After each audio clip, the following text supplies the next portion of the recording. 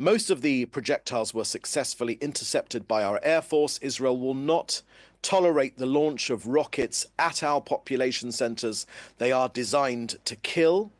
We will remove any threats to our citizens. The IDF destroyed the launcher from where the rocket was fired.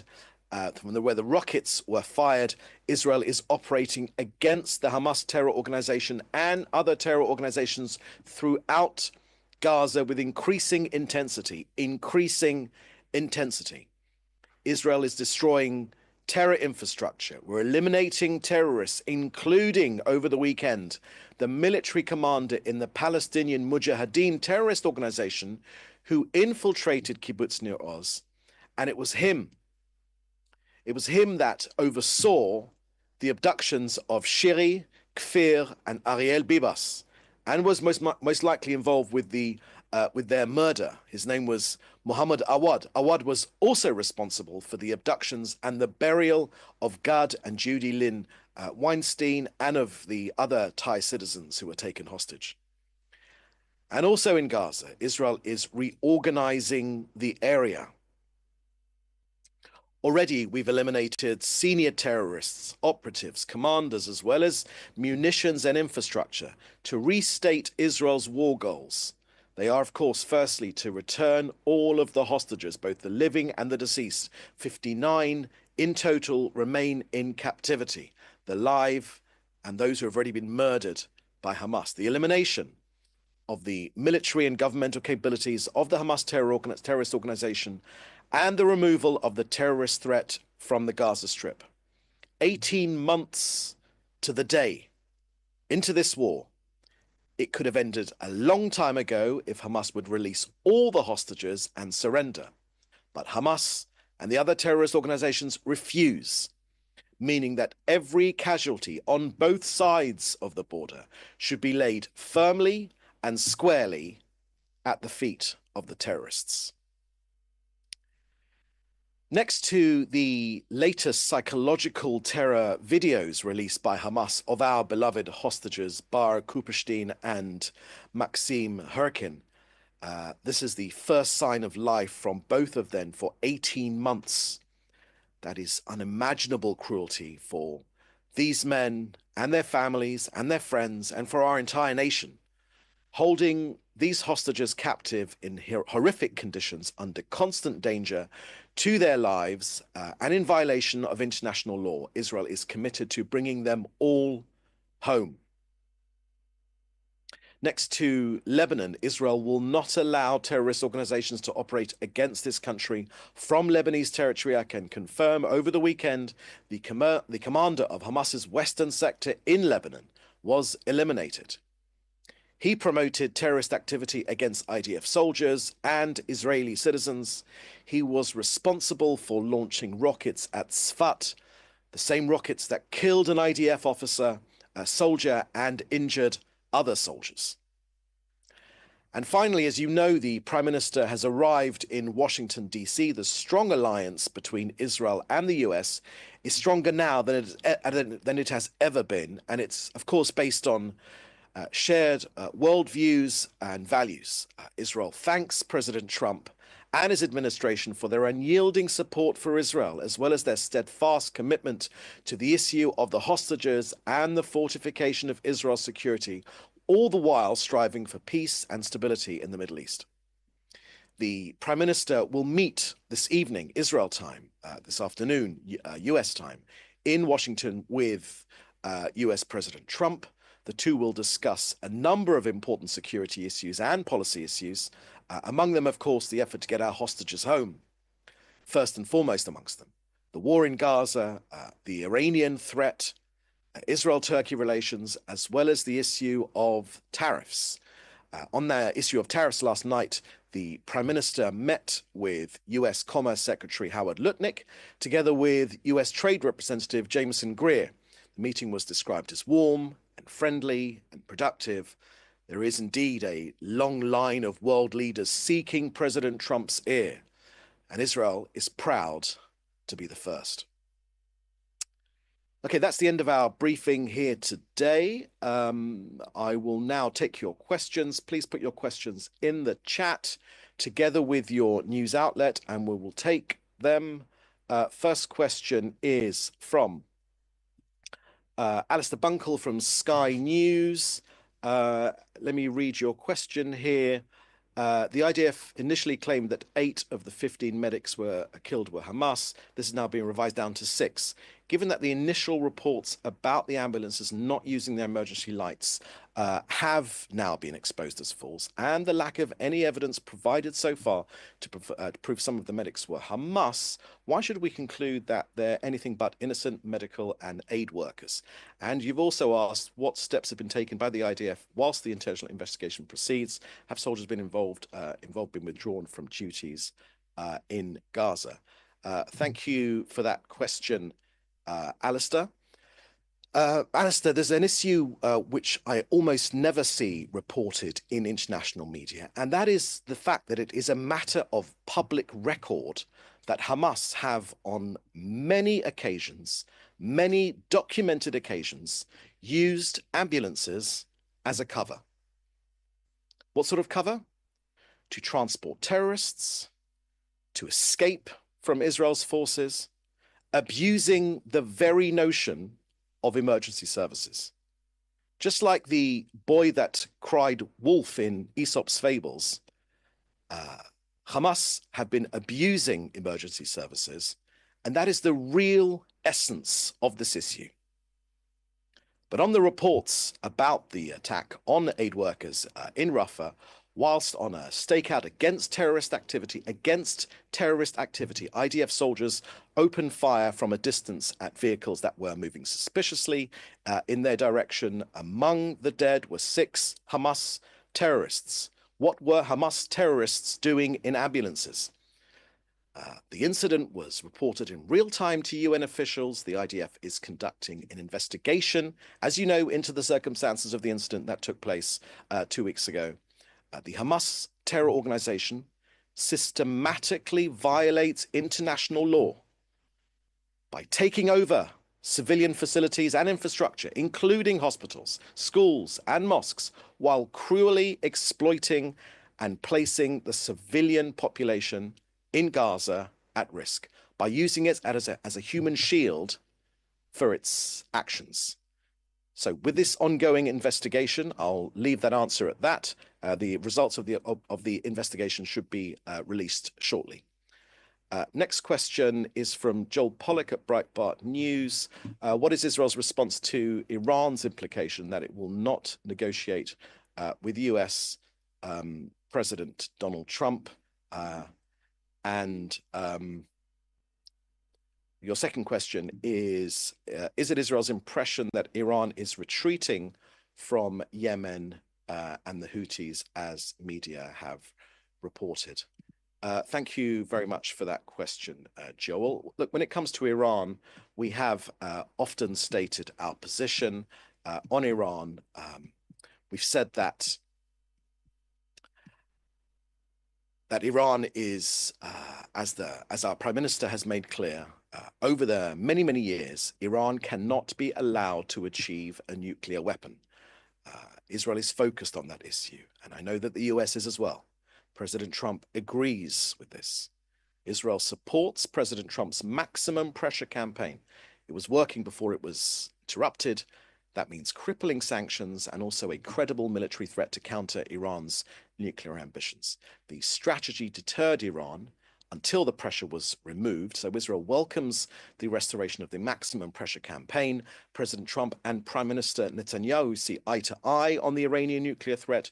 These maximum pressure policies should be restored as they have been. And it's Israel's long-standing position that Iran must never be allowed to develop nuclear weapons. And Israel will do whatever it takes to prevent that from happening.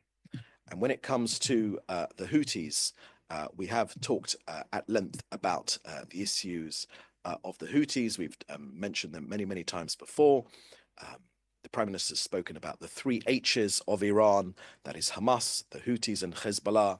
They are, in essence, Iran is the head of the snake, but those 3 are the fangs, as it were, of that snake. and all of them are associated with Iran. Now, the terrorist regime in Yemen, the Houthis, which are funded and guided by Iran, they've resumed firing at Israel. Over the past few weeks, the Houthis have fired several times at Israel's population. Let's be clear, these firings of ballistic missiles are intended for mass murder of Israelis. That is their intention. But thankfully, they've all been intercepted before crossing into our territory. The Houthi intention is clear: to destroy Israel. We will not accept repeated threats to our existence. We will continue to operate with force against all terrorist threats to our citizens, and the terrorist threats from Yemen will be which we receive will get a strong and decisive response, as we have done in partnership with the United States. Okay, if you could just scroll down. Question here from Dan Berger from the Epoch Times. Hamas has reportedly revised its death count to reflect that 3/4 of those killed were in Gaza were men of military age, far from the women and children narrative that they've used during this war. Has the government confirmed that Hamas has actually issued those revised figures? And if so, what is the comment?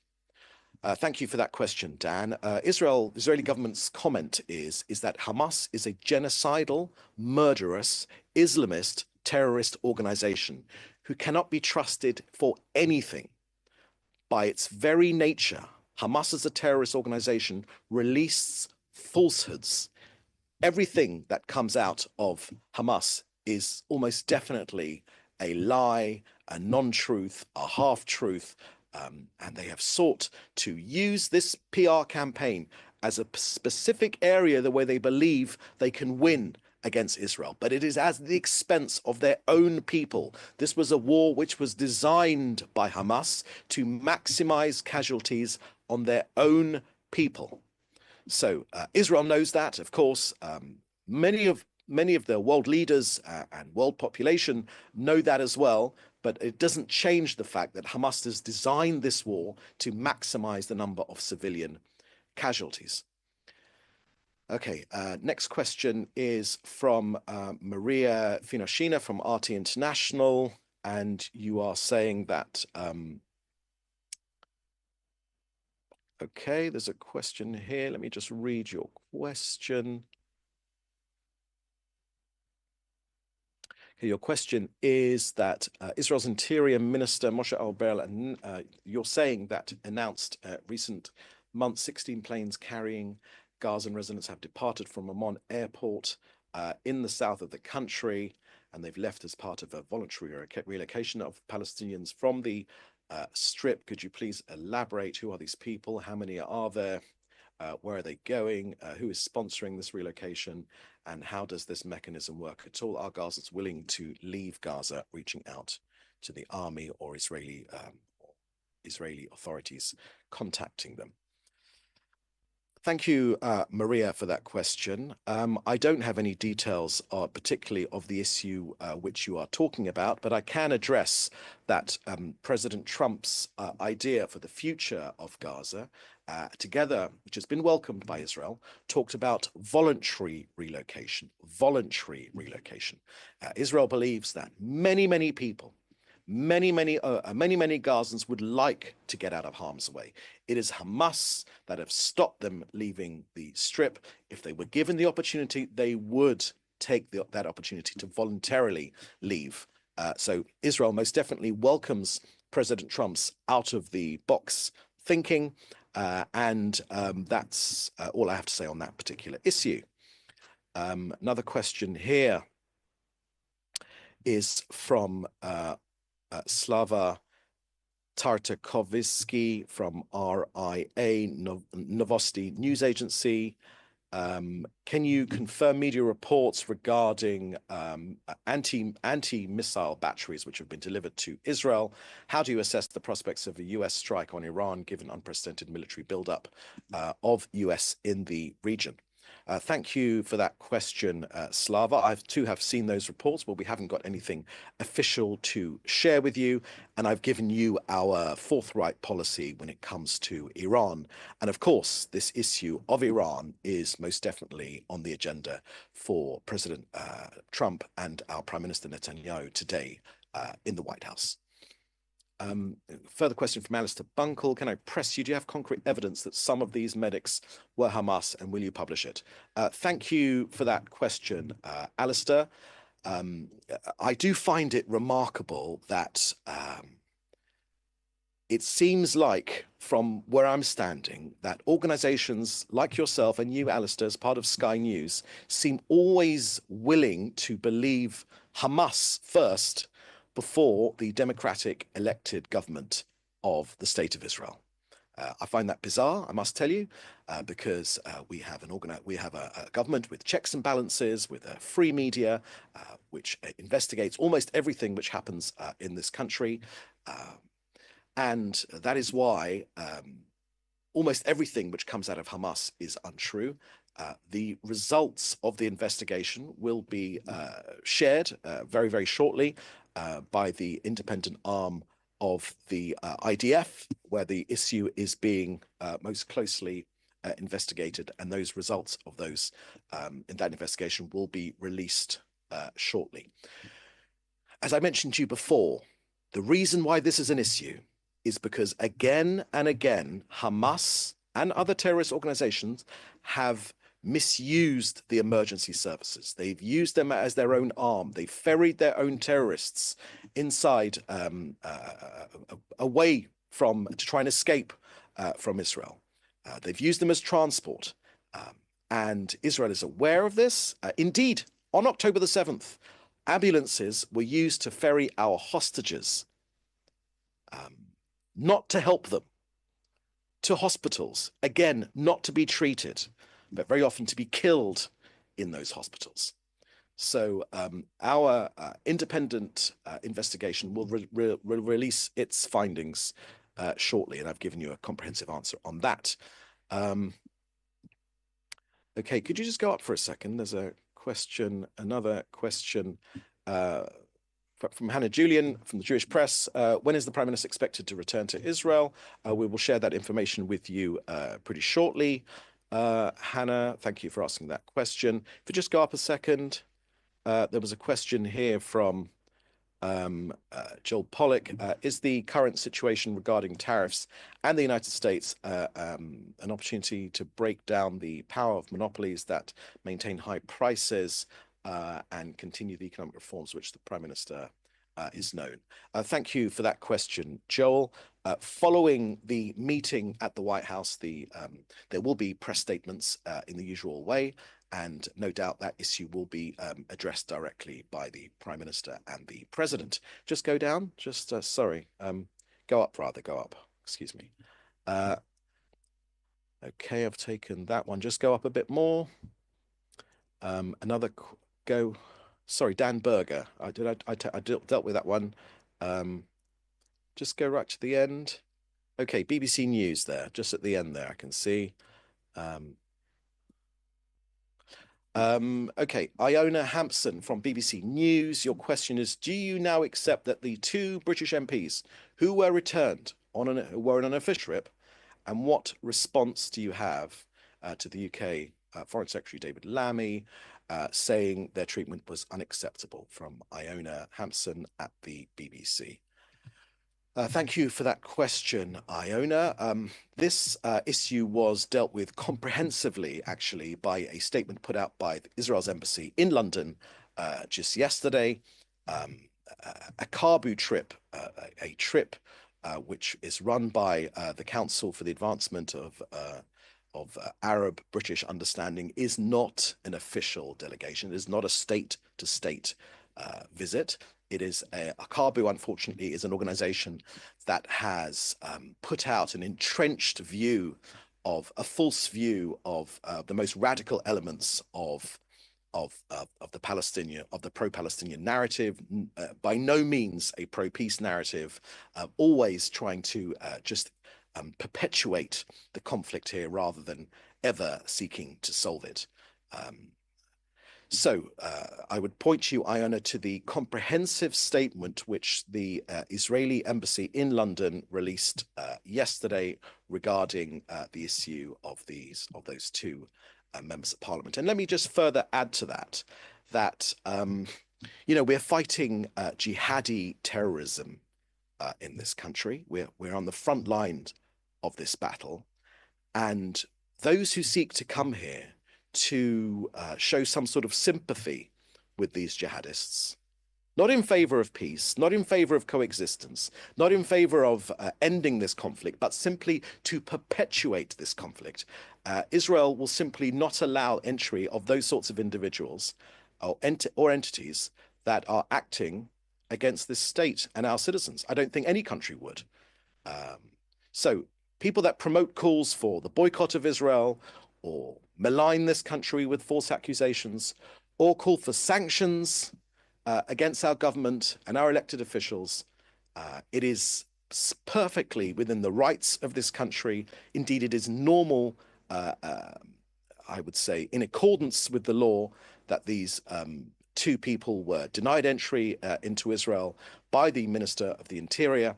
I've checked their records. They've have a long list of accusations, false claims against this country, and they've been actively involved in promoting sanctions against our government ministers and supporting campaigns aimed at boycotting this country. Now, I would remind you that Britain has also barred in the past Israeli government members of parliament from visiting Israel. This was in the past, in the last decade or so, maybe even longer ago. So